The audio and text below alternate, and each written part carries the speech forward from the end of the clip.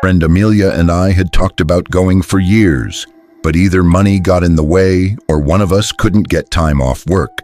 That year, everything finally lined up, so we actually committed to it. We flew out to California, rented a little 2-bedroom Airbnb, and made a whole trip out of it. We were both really excited because neither of us had ever been to a festival that big before. We had both been to smaller concerts and local stuff, but nothing on that level. The whole first day honestly felt like stepping into another world. There were enormous crowds, strange attire, music pouring from all directions, and people behaving as though they had no obligations at all, everywhere you looked. It was, to put it simply, a world straight out of a fairy tale. At first, it was quite overpowering, but in a positive manner. The first 2 days were excellent. Nothing negative occurred.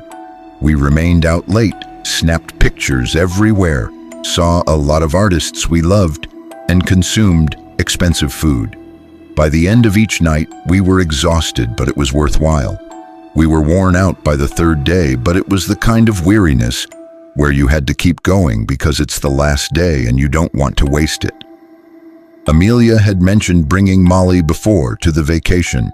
I consented because I had only done it once, years prior, and it had gone well. We consistently promised to preserve it until the final day, and we accomplished just that. In retrospect, I wish beyond all that I had never touched it. Before one of the sets we were most looking forward to, we took it in the late afternoon. I didn't feel anything at first. I recall telling Amelia that I felt it might be weak or ancient because it wasn't reaching me while we were moving about, attempting to get closer to one of the stages. Since she wasn't feeling well either, she stated the same thing. Everything appeared to be normal for a time. Suddenly, it began to kick in strongly. I genuinely enjoyed it at first. Everything around me appeared brighter and more lively, and I felt lighter and more social. The sound of the music was fantastic. I recall thinking that I could see why people did it during festivals. However, after perhaps an hour, I began to feel uncomfortable. I kept seeing the same individual. I initially believed I was dreaming. Thousands of people were present. Naturally, you will unintentionally see the same face or dress more than once. But this wasn't the case. It was the same guy. He was among the crowd, about 20 feet distant when I first really spotted him. He appeared to be older than the majority of those in our immediate vicinity, possibly around 35. His black shirt and boots, along with his dark hair and somewhat disheveled facial hair, set him out from the majority of the others there, who were dressed in much lighter and more colorful clothing. He wasn't acting irrationally. He simply stood there staring at us. At first, I didn't let it upset me. Later on, I spotted him once more in the vicinity of a drink stand. Then there was the time we were switching between stages. And then there was the time Amelia and I were standing by a fence, trying to figure out what to do next. I informed Amelia that I was seeing the same guy everywhere after the 4th or 5th time. She immediately responded, laughing, that I was concentrating too much on strangers and that it was probably just Molly. I recall giggling a little too, since I didn't want to come across as very suspicious, but it was becoming difficult to ignore. It wasn't as though I was merely occasionally spotting him in the distance. He seemed to be there every time I turned around, not directly beside me, but always within sight. That's how the hours passed. Even though I was still attempting to have fun, the high had begun to feel strange. It began to feel restless and overstimulated instead of cozy and enjoyable. My heart felt too quick, my jaw tightened, and I was unable to unwind. I told myself that I was probably exhausted or dehydrated. We had spent the entire weekend doing a lot of things, including drinking, strolling around in the heat, and hardly sleeping. That guy eventually approached me while we were crammed into the crowd waiting for another set. I froze for a moment because it happened so quickly. He approached me grinning and began attempting to dance close to me, as if he were a casual, amiable festival goer.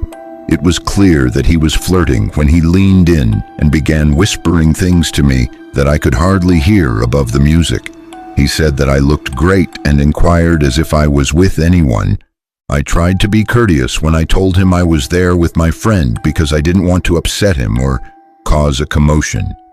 I said I was fine while shaking my head and grinning a little, but he continued to hover. Although it wasn't hostile yet, it was pressing enough to make me uncomfortable. I turned to pull Amelia closer to me so we could just move away. At that point, I became aware that she had vanished. I thought she could have moved a few feet away, so I started spinning around in search of her, but I was unable to see her because I already felt so strange that caused me to panic much more quickly than I usually would. The man asked whether I had lost my friend as soon as he saw that I was scanning my surroundings. "Yes," I replied. He then offered to assist me in finding her. I didn't believe him at all right away because of the way he said it. It was very enthusiastic. I simply said no thanks to him and began forcing my way through the throng. I could feel him watching me go, even though he didn't grab me or anything. When I eventually left that stage, I discovered a less crowded, quieter area of grass further back.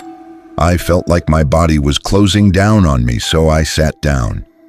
In a way I had never experienced before, my eyesight began to become strange.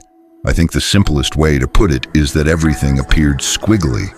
Not quite hazy, but as if nothing would remain motionless.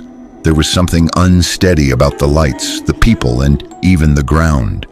I was afraid since I knew at the time that I had either taken too much or experienced a negative reaction. I began phoning Amelia repeatedly.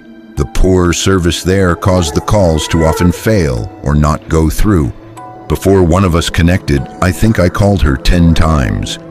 I could hardly hear her when she called, but I kept telling her where I was and that something was wrong and that I needed her to come rescue me. Though it was probably only 15 minutes, it seemed like an eternity until she found me. She immediately sensed that I wasn't feeling well.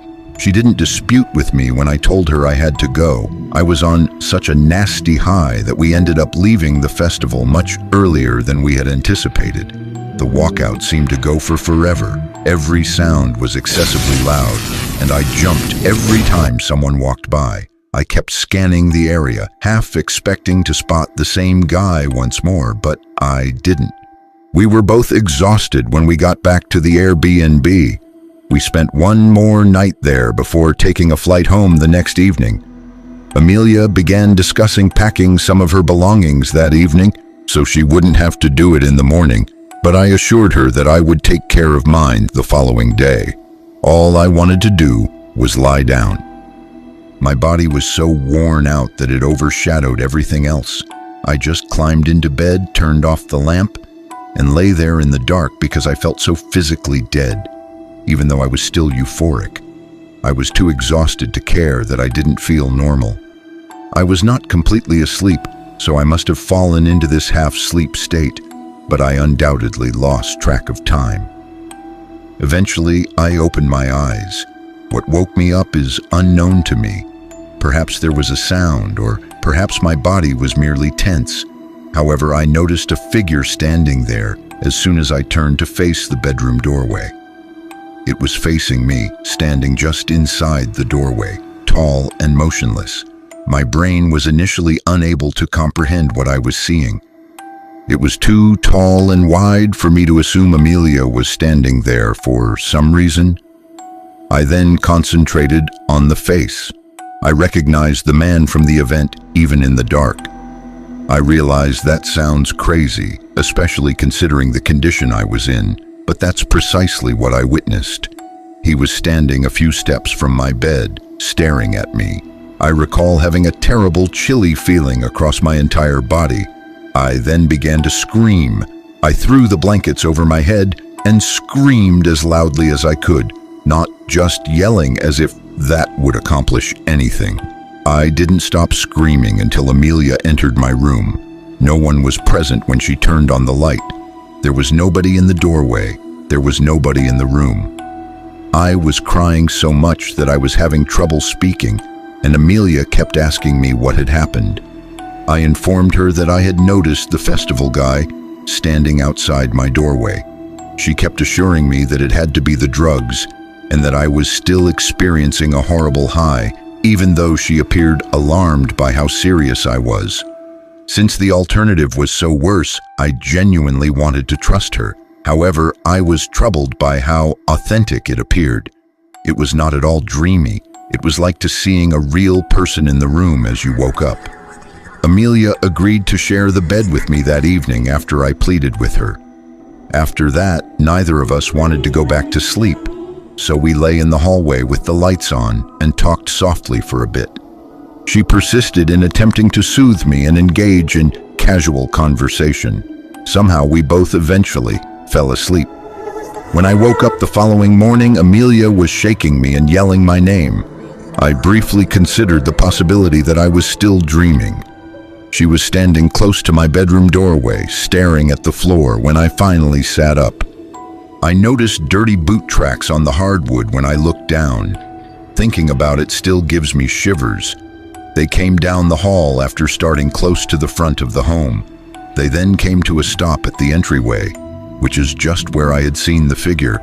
The prints then turned around and headed back down the hallway in the direction of the front door.